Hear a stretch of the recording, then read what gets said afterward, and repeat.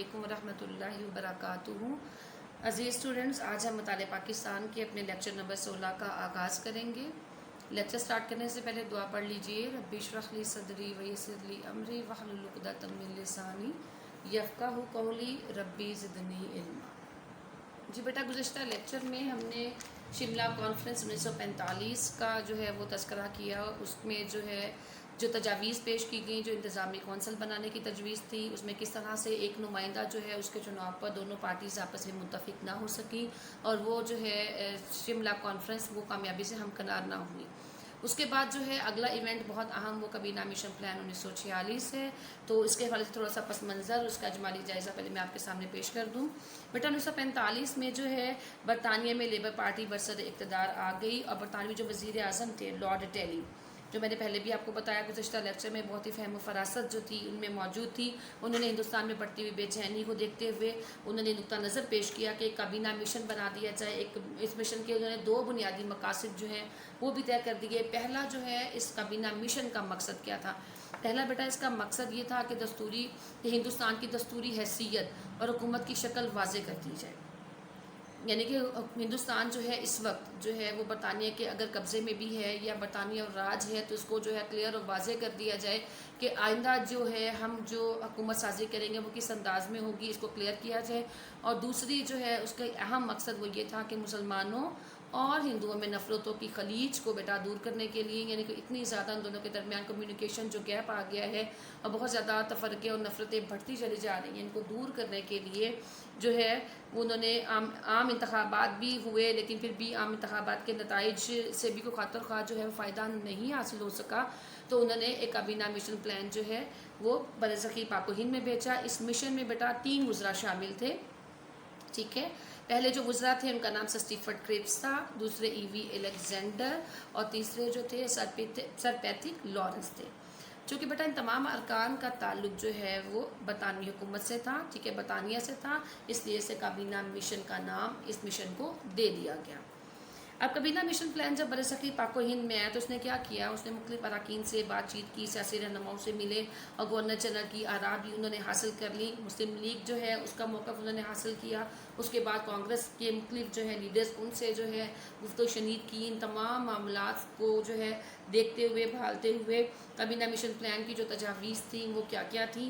کابینہ mission plan نے 16 مئی 1946 کو، ٹھیک ہے، 16 مئی 1946 کو ان اراکین نے اپنی طرف سے ایک منصوبے کا اعلان کیا اور اس منصوبے کے اہم پہلو جو ہے وہ کیا تھے؟ نمبر 1، ٹھیک ہے، پہلا پہلو تھا برصغیر میں ایک یونین قائم کی جائے گی، یعنی برصغیر کو یونین کی شکل دے دی جائے۔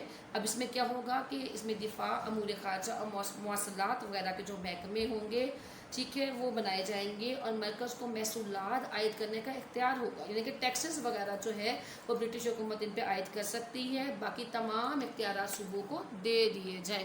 یہ تھا برصغیر کو ایک یونین کی شکل میں قائم کرنے کی ایک تجویز، جس میں پھر بھی فائدہ جو ہے وہ برٹش حکومت کا تھا کہ ان کو محصولات بر وقت پہنچا دیے جائیں گے۔ دوسرا نقطہ نظر کیا تھا کہ مرکزی امور کے علاوہ باقی تمام اختیارات جو ہیں وہ صوبوں کو سونپ دیے جائیں، یعنی کہ مرکز کے علاوہ، یعنی کہ جو بھی اہم فیصلہ ہوگا وہ تو برٹش حکومت ہی کرے گی، لیکن اپنے صوبے کے اندر اختیارات کچھ حد تک جو ہیں وہ ان لوگوں کو دے دیے جائیں، تاکہ تسلی رہے ان کانگریس کو بھی اور مسلمانوں کو بھی کہ ہم کسی نہ کسی طور پہ حکومت سازی میں شامل ہیں۔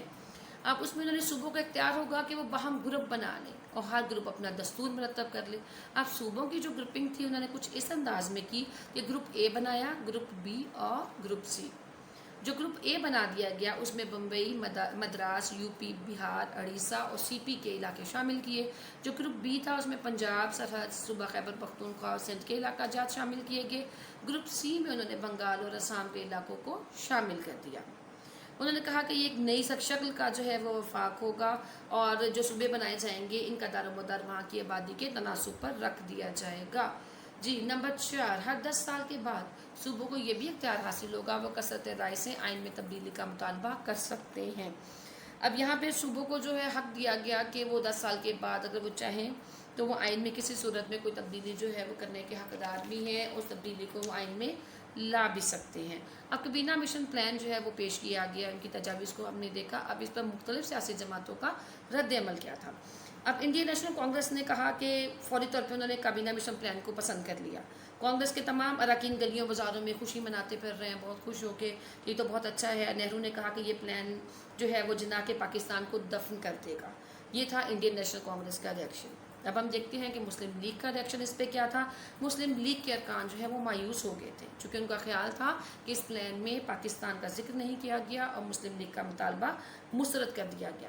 اس پلان کو جو ہے جب پیش کیا گیا تو قائد اعظم نے کیا فرمایا, انہوں نے کہا کہ مجھے افسوس ہے کہ مشن کے پلان میں مسلمانوں کے مطالبے کو نظر انداز کر دیا گیا ہے, اور ہم پورے وثوق سے کہتے ہیں کہ بر صغیر کے مسائل کا حل 2 آزاد ریاستوں کے قیام میں ہی موجود ہے.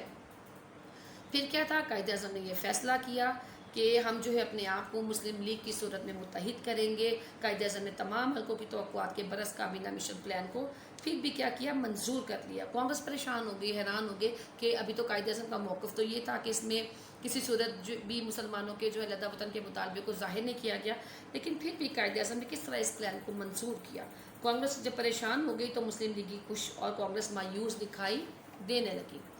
قائد اعظم نے کہا کہ اگر پلان پر رد عمل ہو جاتا ہے تو 10 سال کے بعد مسلمان اکثریتی علاقوں کو علیحدہ آزاد مملکت بنانے کا موقع بھی مل جائے گا.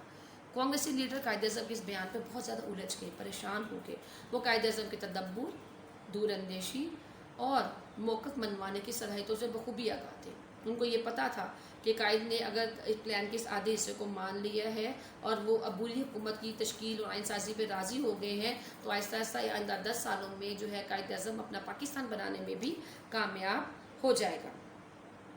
قائد اعظم نے وائس رائے اور کابینہ مشن کے ارکان کو کہا کہ وہ پلان کو مکمل طور پر نافذ کر دے. پہلے تو آدھے پہ بات چیت ہوئی, پھر کہا کہ مکمل طور پر نافذ کر دے, کیونکہ ایک بڑی جماعت یعنی مسلم لیگ نے اسے قبول کیا ہے. حکومت اپنے وعدے سے پھر مکر گئی اور کانگریس کے بغیر ہی عبوری حکومت کی تشکیل پر رضامند پھر وہ نہ ہو سکی. حالانکہ قائد اعظم اور مسلم لیگ اس پر متفق ہو گئے, لیکن جیسا کہ بیٹا ہم شروع سے جانتے ہیں کہ برٹش حکومت کا کہ کوئی بھی قدم برٹش حکومت اٹھاتی تھی تو اس کا اہم مقصد کیا ہوتا تھا بیٹا, اس کا اہم مقصد جو ہے وہ سیٹسفائی کرنا صرف ہندوؤں کو ہوتا تھا, ہندوؤں کو خوش کرنا مقصد تھا. چونکہ اس پلان پر اس کے بعد جب قائد اعظم راضی ہوئے تو کانگریس جو ہے الجھ کر رہ گئی, تو اس پر جو ہے کانگریسی لیڈر جو ہے اس پلان کی کامیابی پر جو ہے وہ خوش نہ تھے. تو ان کو خوش, چونکہ وہ خوش نہیں تھے تو کانگریس نے کیا کیا, عبوری حکومت کے اس پلان کو جو ہے وہ مسترد کر دیا, اور پھر یہ مشن بھی جو ہے وہ کامیابی سے ہمکنار نہ ہوا. بیٹا آج کا لیکچر ہم یہیں پہ اختتام پذیر ہمارا ہوتا ہے. تو آج کے لیکچر میں ہم نے کابینہ مشن پلان 1946 کا بیٹا جائزہ لیا. جی بیٹا, کابینہ مشن پلان بہت اہم سوال ہے بیٹا. اس پہ سوال آپ کو اس طرح سے آ سکتا ہے, کابینہ مشن پلان کا پس منظر اور اس منصوبے کے جو ہے نمایاں پہلو ان کو جو ہے تفصیلاً بیان کریں. تو آپ نے اس ٹاپک کو یاد بھی رکھنا ہے. جو ایکسٹرا انفارمیشن میں نے آپ کو دی وہ بھی آپ نے اپنے ذہن نشین رکھتے ہوئے آپ نے اس ٹاپک کو یاد کرنا ہے, اپنے رجسٹرز پر لکھنا ہے. انشاءاللہ اگلے لیکچر میں پھر حاضر ہوں گی بیٹا. السلام علیکم ورحمۃ اللہ وبرکاتہ.